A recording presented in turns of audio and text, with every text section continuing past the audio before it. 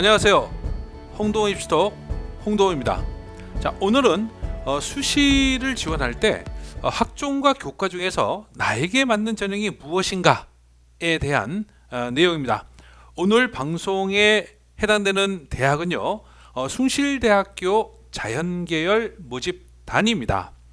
이러한 학종과 교과 중에서 여러분들이 중요하게 확인해야 될 어떤 포인트, 특히 작년도의 어떤 입시 결과를 통해서 여러분들에게 맞는 전형이 무엇인지 그것을 확인하는 시간이 되겠습니다. 그럼 홍동원 입시톡 시작합니다. 입시를 이해하는 데 있어서 가장 먼저 해야 될 것은 전형 요강을 정확하게 이해하는 거죠. 자, 그 전형 요강 속에서도 가장 중요한 전형 방법에 대한 그거부터 먼저 확인하겠습니다. 숭실대학교의 수시에서 학생부 종합전형은요, SSU 미래인재 전형과 학생부 교과 전형은 학생부 우수자 학교장 추천 전형이 있습니다. 지금 말씀드리는 이 두 전형은요, 수시에서 모든 전형을 말씀드리는 것이 아니고 일반 학생 전형으로 지원할 수 있는 두 가지의 타입입니다. 다른 어떤 자격 조건이 있는 그러한 특수한 경우에 있어서의 학종이나 교과가 아니고요. 이것은 일반 학생들이 지원할 수 있는 학종과 교과 전형이라는 것을 다시 한번 확인하시고요. 자, 먼저 학생부 종합전형으로서의 SSU 미래인재 전형은 작년도에 339명에서 올해는 336명으로 오히려 3명이 줄었고요. 마찬가지로 작년과 전형에서 다른 것이 없죠. 단계별 전형으로 1단계에서 서류로 3배수를 뽑고 2단계에서 면접을 통해서 최종적으로 선발합니다. 물론 수능 최저학력 기준은 없고요. 여기서 가장 중요한 것은 학생부 종합전형이므로 학생부라고 하는 것이 중요하죠. 학생부에서 1단계를 통과해야 되는 거죠. 특히 이러한 학생부를 그러면 어떻게 작성이 되어 있어야 되느냐? 나한테 맞는 내가 숭실대학교의 SSU 미래인재 전형으로 지원할 만한 어떤 자격 조건이 되느냐라고 하는 것을 여러분들이 따져보실 때 지난 방송 학생부 작성 전략에 대한 거 아래에 링크가 있습니다. 그것을 확인하시기 바라고요. 다음으로 학생부 교과 전형입니다. 학생부 교과 전형은 학생부 우수자 학교장 추천 전형이고요. 작년도에 265명에서 올해는 253명으로 12명이 줄었습니다. 전체적으로 보면은 일괄합산 전형이죠. 교과 성적만 반영이 되는데요. 특히 주의를 할 것은 수능 최저학력 기준이 있다는 겁니다. 자연계인 만큼 국어, 수학에서도 모든 수학이 아니라 미적분과 기하 영역이고요. 영어, 과탐 영역이어야 됩니다. 이것의 두 개의 합 5등급 이내가 되어야 되고요. 또한 교과목에 산출하는 방식에 대해서는요, 국어, 수학, 영어, 과학 교과가 반영이 된다. 그리고 석자 등급과 성취도가 나와 있는 과목에 대해서는 모두 반영된다는 그 점을 확인하시기 바랍니다. 자, 이렇게 해서 숭실대학교의 자연계열 2024학년도 수시 모집에서는요, 학생부 전형으로 해서 전체 604명에서 올해는 589명으로 15명이 줄어들었다는 거. 자, 그렇다고 한다면 이러한 줄어든 인원, 이 정도로 인원이 줄어들었다라고 했는데요. 이것은 사실상 변동 인원에서는 큰 변화라기보다는 미미한 변화죠. 따라서 이러한 미미한 변화 속에서는요, 전체적으로 어떤 큰 변화가 오지는 않을 것이다.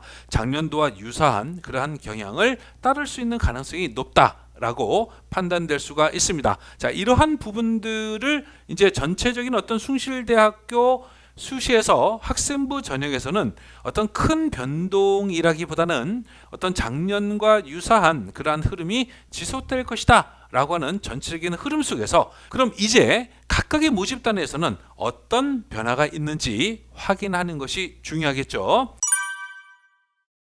다음으로 우리가 살펴볼 것은요, 전년도의 어떤 입시 결과를 통해서 학생부 종합전형과 학생부 교과전형에서의 각각의 모집단의 특징, 바로 그 부분을 살펴보도록 하겠습니다.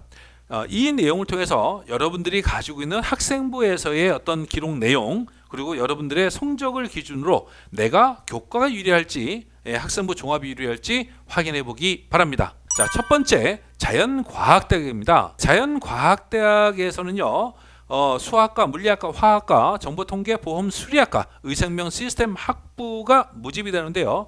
전체적으로 인원에서 보면은 작년도에는 69명을 모집했는데요. 올해는 72명을 선발합니다. 자, 여기서 물리학과 같은 경우에서는 한 명이 증가했죠. 정보 통계 보험 수리학과에서는 2명이 증가했어요. 나머지 모집 단위에서는 어떤 변동이 없습니다.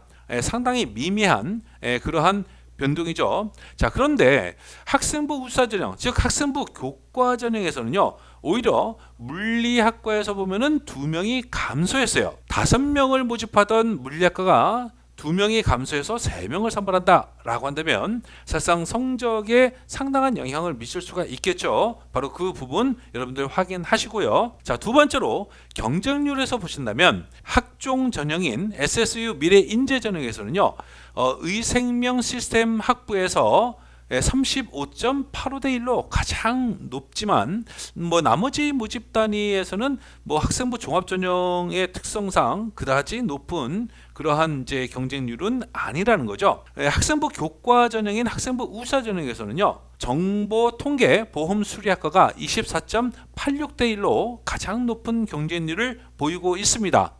그러나 다른 모집 단위들도 역시 약간의 어떤 높은 정도 수준을 보여주고 있을 뿐이죠. 과도하게 높은 그러한 경쟁률은 아니라는 겁니다. 그만큼 숭실대학교의 자연과학대학에서 그 두 모집 단위를 제외한 나머지 모집 단위에서는 좀 안정적인 그러한 지원이 이루어지고 있다라는 것을 알 수가 있겠죠. 또한 충원에서는요, 학생부 종합전형과 학생부 교과전형 모두 그렇게 많지 않은 편이에요. 심지어 화학과 같은 경우는요, 학생부 교과전형에서는 충원이 없었어요. 자, 이러한 것은 뭐냐? 결국 숭실대학교 자연과학대학의 학생부 전형을 지원하는 학생들은요, 조금은 어떤 상향, 소신 지원의 경향을 가지고 있는 것이 아니겠느냐라고 하는 것을 보여주는 자료입니다. 마지막으로 내신 성적에서 보시면요, 학종 성적, 즉 SSU 미래인재 전형이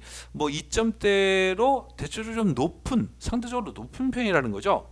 자, 이러한 것은 학종에서 어떤 활동도 중요하지만 내신 성적에 대한 부분들, 이 부분을 꼭 고려해야 된다라고 하는 점, 그 부분을 읽을 수가 있습니다. 다음으로 공과대학입니다. 자, 공과대학에서는 화학공학과, 신소재공학과, 전기공학과, 기계공학부, 산업정보시스템공학과, 건축학부의 건축학, 건축공학 전공, 건축학부에서 실내건축 전공, 이러한 모집 단위들이 있습니다. 자, 먼저 인원수에서 보면요, 인원수에서 SSU 미래인재 학생부 종합전형이죠.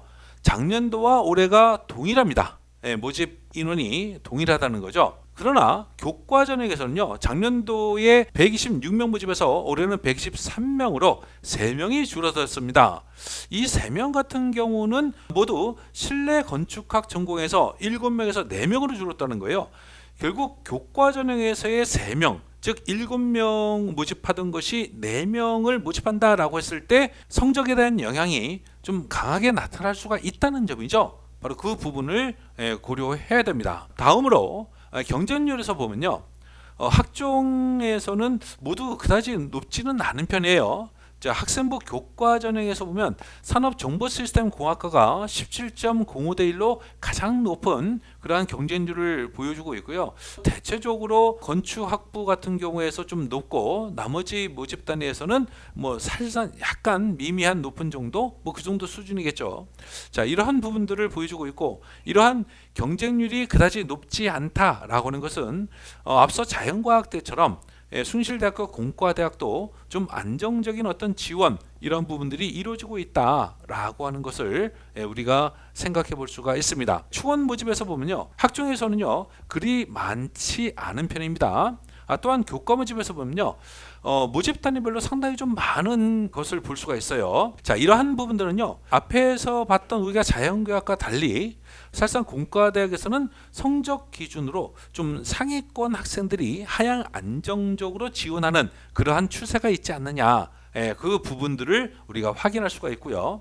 내신 성적을 기준으로 본다 하더라도 학종에서 보면은 상당히 좀 높은 편을 보여주고 있죠. 이것은 앞서 말씀드린 것처럼 성적, 학종에서 성적이 좀 상당히 높다라고 하는 것은 어떤 활동도 중요하지만 내신에 대한 성적의 영향이 매우 중요하다라고 하는 것을 보여주는 자료입니다. 다음으로 IT대학 융합특성화 자유전공학부입니다. 컴퓨터학부, 전자정보공학부에서 전자공학전공, 전자정보공학부에서 IT 융합전공, 글로벌 미디어학부, 소프트웨어학부, AI 융합학부, 융합특성화 자유전공학부 이러한 모집 단위들이 있습니다. 자, 먼저 인원에서 본다면요. 학생부 종합전형에서 보면 작년도에 121명 모집이 올해는 115명으로 6명이 감소했습니다. 컴퓨터 학부에서는 작년도에서 오히려 2명이 늘었어요. 그런데 융합특성화 자유전공학부가 작년도에 21명 모집에서 올해는 13명 모집으로 상당수가 감소했다고 하는 거죠. 이러한 부분들은 사실상 어떤 이 경쟁이나 그다음에 이제 성적 뭐 이런 부분에서 영향을 크게 미칠 수가 있는 거죠. 학생부 교과 전형에서 보면요. 작년도에 104명 모집에서 올해는 97명으로 상당수가 감소했습니다. 7명이 감소했는데요. 이 7명이 또한 융합특성화 자유전공학부에서 감소했다라고 하는 거예요. 따라서 융합특성화 자유전공학부에서는요. 실질적으로 학생부 종합전형이나 학생부 교과전형에서 인원 감소가 상당수가 있기 때문에 이 부분은 올해 입시에서 상당한 변화를 가져올 것으로 여러분들이 예상해야 됩니다. 경쟁률에서 보면요. 학종에서는 평균적인 수준이다 라고 볼 수가 있겠죠. 물론 AI 융합학부가 18.3대 1로 가장 높은 것을 보여주지만 대체적으로 학종에서 나타날 수 있는 경쟁률입니다. 자, 이에 비해서 교과적으로 보면은 전체적으로 살짝은 좀 높은 편이에요. 경쟁률이 그만큼 높다라고 하는 부분요. 사실상 이제 충원이라는 것과 내신이라는 것을 같이 연두해서 봤을 때 실적으로 성적 상위권 학생들이 하향 안정적인 어떤 지원 경향이 매우 강하게 나타나는 나름대로 교과 성적을 위주로 해서 성적이 좀 상위권 학생들이 하향 안정적인 지원을 하는 그러한 경향이 강한 그러한 모집 단위들이다라고 볼 수가 있고요. 오히려 학종에서 보면요, 충원에서는 그다지 이제 많은 편은 아닌데요. 오히려 내신에서 보면은 내신에서 2점대 초반부터 상당히 좀 높은 편을 보여주고 있죠. 자, 이러한 이제 학종에서의 성적이 높은 상황이라고 한다는 것은 결국 학종에서 성적 위주의 어떤 선발이라고 하는 부분들, 이 부분을 무시할 수가 없다라고 하는 겁니다. 자, 이러한 이제 숭실대학교의 자연계열 모집 단위들에서 이제 살펴봤었는데요. 이러한 대학별의 또한 모집 단위별의 그러한 특징들을 가지고서 내가 가지고 있는 학생부에서의 어떤 조건, 기록되어 있는 내용, 그 다음에 학생부에서의 교과 성적, 여기서 말하는 교과 성적은 모든 과목을 말하는 게 아니죠. 반영되는 교과목에 대한 성적입니다. 이 반영되는 교과목에 대한 성적을 기준으로 내가 어느 대학을 지원하는 것이 적절할지 바로 그런 부분들을 확인하는 것이 좋겠습니다. 물론 이제 여기에서 나타나는 어떤 교과 성적이라는 것은 평균 성적이에요.